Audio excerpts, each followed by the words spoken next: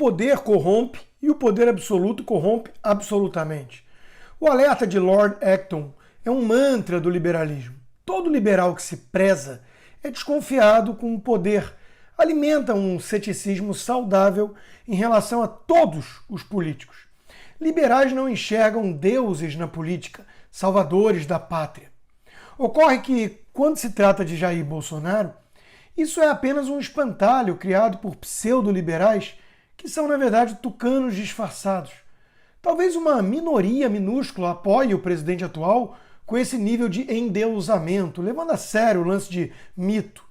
A imensa maioria, porém, simplesmente reconhece várias virtudes em seu atual governo, admite que existe um ministério mais técnico, uma agenda reformista importante e 900 dias de governo sem grandes escândalos de corrupção. Essa gente também olha para as alternativas com um profundo temor.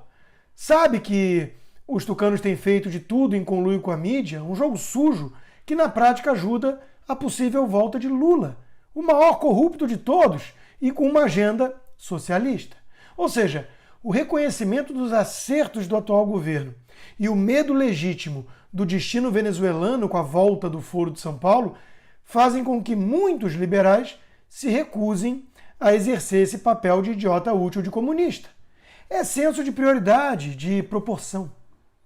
Agora, essa oposição aí está eufórica, pois a CPI circense surgiu com um picareta fazendo denúncias graves, calcadas apenas em sua palavra, que vale tanto quanto uma nota de R$3. Aí vem a Folha de São Paulo e joga uma manchete bombástica de que o governo teria pedido $1 por dose de vacina como propina. Aviso desnecessário aqui. Tudo deve ser investigado e, se houve corrupção, todos os responsáveis devem ser punidos. O governo já afastou o tal diretor de logística do Ministério da Saúde, Roberto Dias, que teria negociado a tal propina, segundo essa denúncia. Prudência, tá certo. E vale lembrar que ele foi colocado lá pelo ex-ministro Mandetta. Só por precaução, eu, aliás, afastaria todo funcionário ligado a Mandetta. Na verdade, basta ser simpático a um sujeito falso desses para você desconfiar. Não é que eu não compraria um carro usado do Rolando Lero, do ex-ministro. É que eu não aceitaria um nem de graça. A oposição agora vai fritar Mandetta e repetir que ele foi escolha de Bolsonaro?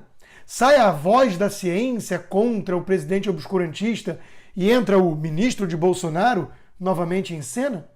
É tudo de acordo com os interesses do momento. Mas resta perguntar aqui, o que aconteceu com o tal ceticismo liberal?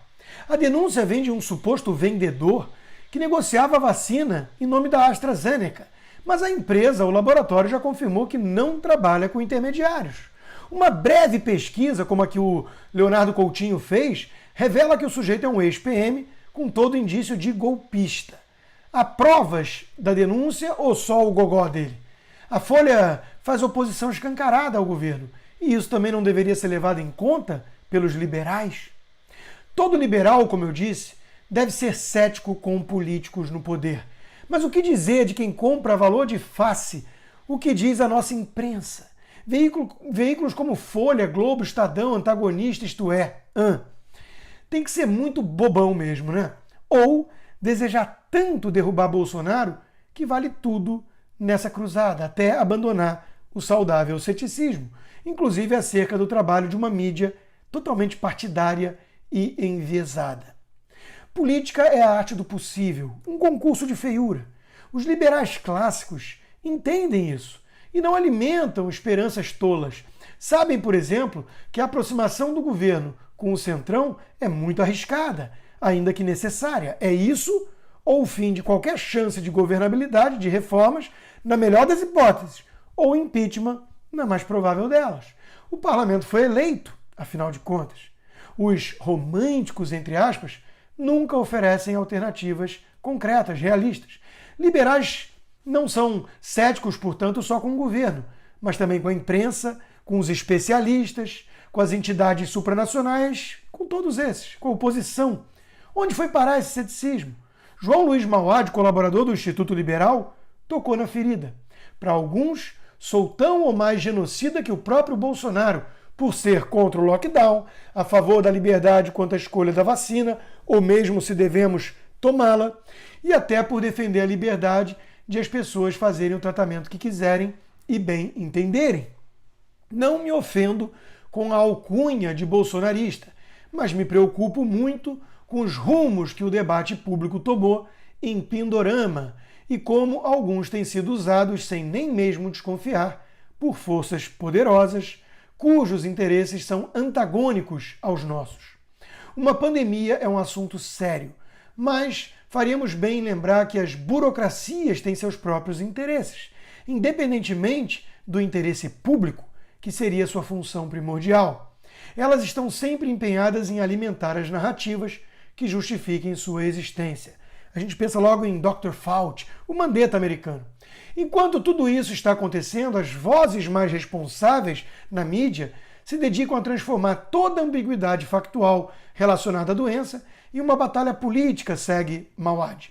Por exemplo, quando Bolsonaro, com seu jeito tosco, repete o que ouviu sobre médicos experimentando um medicamento de baixo risco para malária, para tratar da Covid, todo o aparato entra em ação para despejar opróbio não só sobre a substância química, mas também contra qualquer tentativa de tratamento, e chama isso de ciência.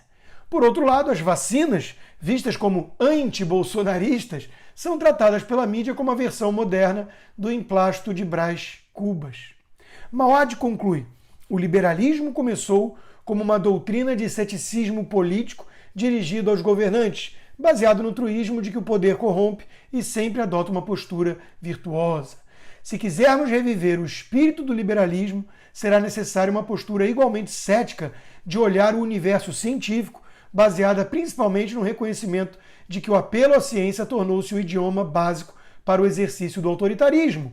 Isso vai ao encontro do que Hayek alertava. Sobre as recentes denúncias da Comissão Picareta de Inquérito, Mauad desabafou: alguns leitores ficaram bravos comigo por causa do meu obstinado ceticismo em relação às descobertas, entre aspas, da CPI da Covid. Primeiro, quando eu mostrei que nunca houve ágio de 1000% na compra de vacina indiana, apesar da unanimidade midiática. Agora, porque mostrei que não foi apenas o deputado Ricardo Barros quem propôs emendas na lei das vacinas para facilitar a importação da Covaxin, mas também os cabeças da famigerada CPI, Aziz e Randolph, além do irmão de Renan Calheiros. Mauad continua: vou repetir o que já disse outras vezes. Se houver comprovação de ilicitudes, que os responsáveis sejam punidos com rigor, inclusive o presidente da República. O que não dá é para confiar nesses três patetas que comandam a CPI de olhos fechados, como vem fazendo a mídia e aqueles que querem um impeachment a qualquer custo. Não contem comigo para isso, conclui. E ele ainda diz: o impeachment é um remédio extremamente amargo e doloroso para o país. Portanto, é preciso muito mais do que fumaça, espuma e vontade de uma meia dúzia. Enquanto não houver provas robustas, a conduta de todos os cidadãos deveria ser o ceticismo e a busca da verdade, não o oba-oba irresponsável. Perfeito! Folgo em saber que ainda existem liberais sérios nesse país como Mauad, pois se depender de oportunista como aqueles do MBL ou do Partido Novo, dominado por um projeto pessoal de poder do seu principal fundador e o dono da grana, nós estamos perdidos. O liberalismo não fecha os olhos para os poderosos, tampouco para as manipulações da mídia em nome da ciência ou para o jogo sujo de bastidores numa disputa pelo poder.